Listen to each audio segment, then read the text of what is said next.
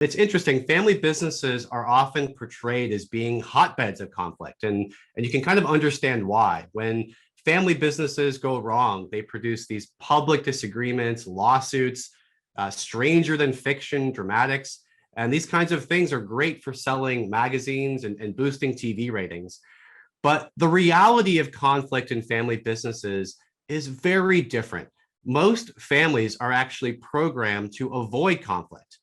I can't tell you how many times I've heard someone say when they're facing a difficult conversation, it's just not worth it. We don't want to risk ruining our family holidays or relationships, so let's just ignore it.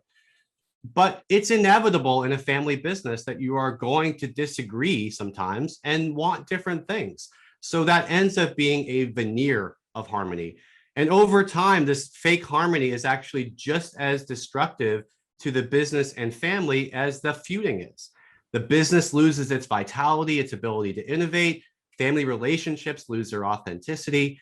Some conflict is actually necessary for a healthy family enterprise. So it turns out that both too much and too little conflict are ultimately unsustainable in a family business. Families need to find their way to some middle ground. So before we have the panel weigh in on some of these topics about how to do that, let's actually find out how you all are doing in finding this middle ground through this poll question. How would you describe the level of conflict within your family business? Is it far too much? Is it slightly too much?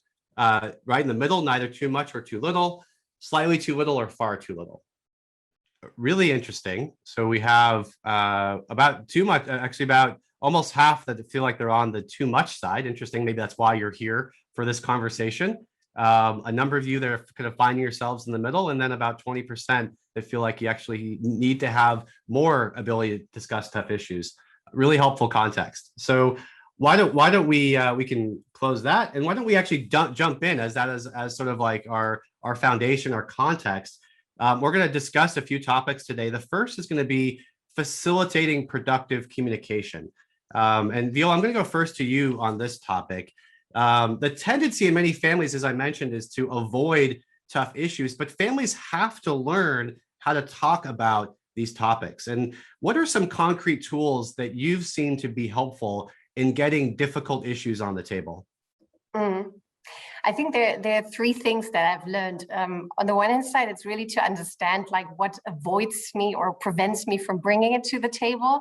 The second is to really also change the attitude that I have towards conflict, because we often see it as something to either fight down or to somehow win.